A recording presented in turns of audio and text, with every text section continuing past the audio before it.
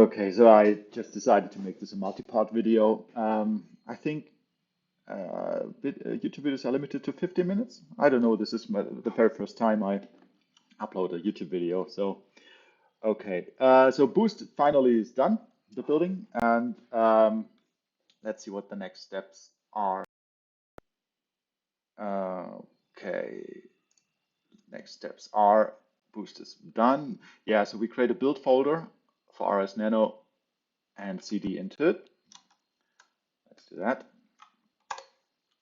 And now let's create the make files with CMake. Yeah, you can see here that this is corrosion checking for rust. Oh no, what's that? Ah, okay, I made a mistake. I made a mistake with the clone, and the problem is, oh, the build instructions are wrong, because when we clone, we have to actually clone the submodules too. Okay. Um, so what's the command for that? Let's see. It was like git submodule. What was it? Init update init recursive or something like this. Let's see. Yeah, that works.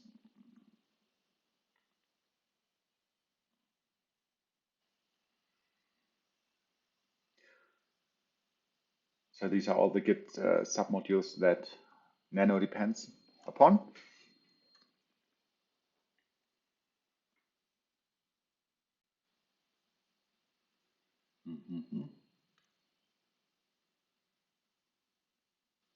Okay, now let's try again. What was the folder name? Build RsNano. Let's try the CMake command again.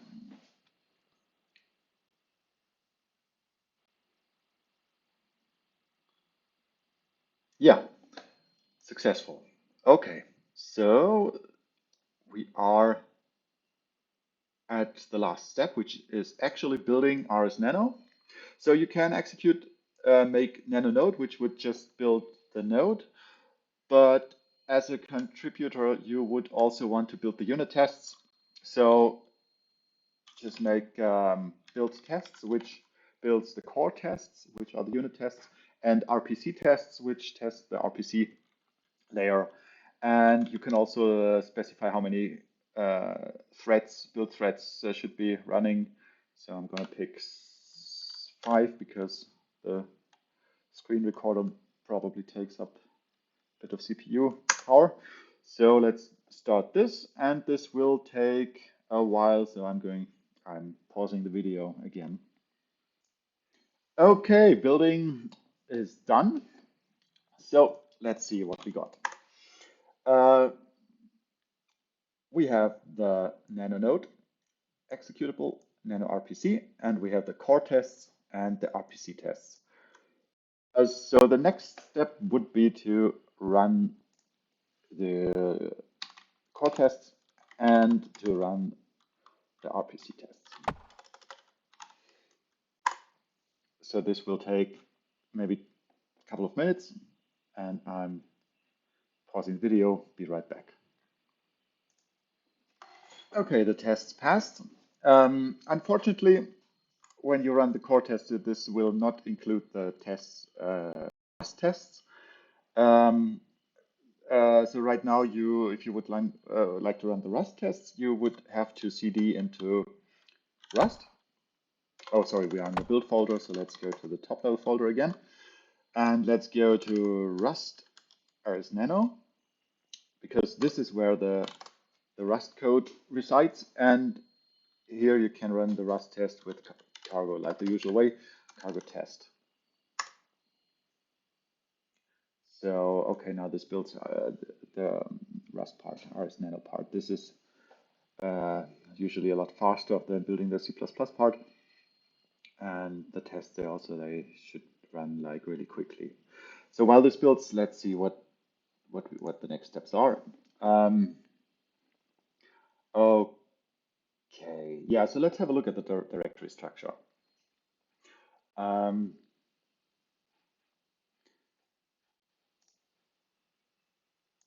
the directory structure on the first look, it looks very similar to the original Nano node because I have not made any major changes. But what I did is I added another folder, which is called Rust.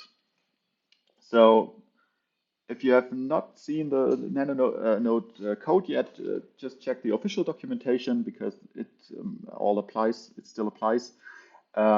So I've just added this folder Rust, and it contains RsNano, which is our library, our Rust library, and load test, which is the original load test, which are also ported to Rust.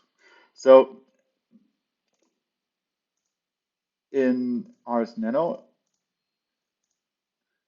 the structure is a bit different here because this is also changing. I try to group the code into modules that are more or less self-contained or don't have so many dependencies to each other, and to bring a bit of a structure. Or I like the screening architecture where you could just by looking at the folder names you would know what the software does. So there's this special folder FFI, and this is the folder that contains all of the glue code. And this is also the folder that will be removed once everything is ported. So in FFI, you find like all folders like double. You find block processing, which does the block processing, and inside of FFI you find all of the glue code for block processing here. So I'm just picking this on random. So if you port, you would also have like create files in here, and then you would also create a corresponding FFI file in here. And then there's this script create include file .sh, and this just calls cbindgen, which is a tool that creates C++ header files out of your Rust crate. And so let's try this. Let's add an FFI function just as an example. So let's go down there, and let's just copy this. Let's just create an FFI function, extern C, and I just prefix all of my FFI function with RSN, short for RsNano, and let's call this RSNFoo. And it doesn't take anything, it doesn't do anything. And after that, we have to create the header file. And so let's go to the test. Sorry. So the Rust test passed. So we are in the Rust folder, RsNano folder. So let's execute the create include file script. And this has now created updated the include file. The include file resides in nano lib, and here we have the rsnano.hpp.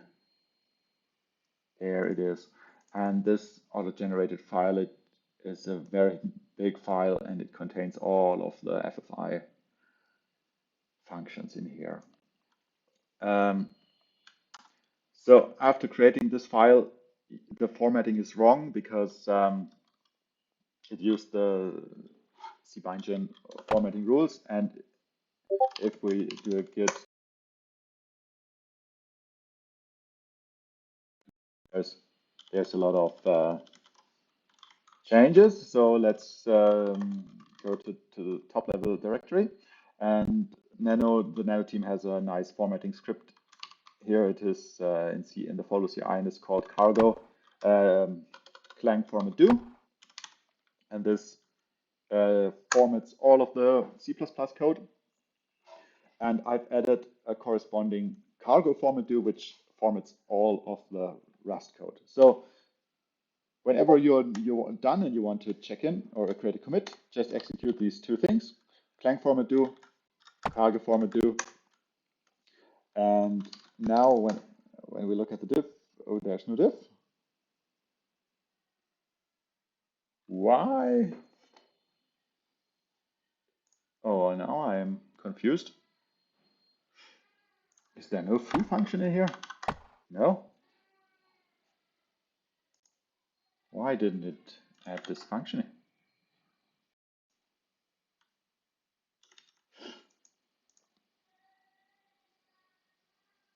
Hmm,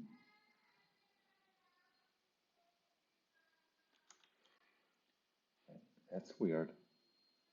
Again, let's go to RsNano, create include file.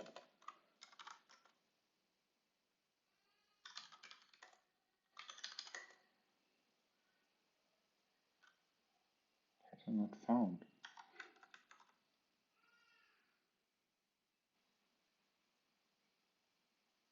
Oh wow,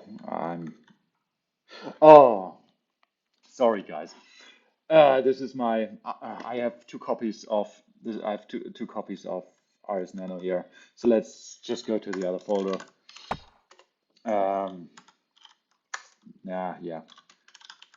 So let's create the include file. Let's format it with Clang.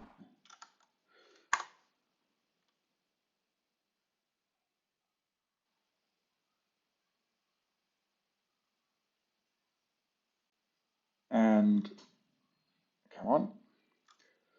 So now if we do git diff, yeah, we see there's a new function in rsnano.hpp, and we could use it now in the C++ part.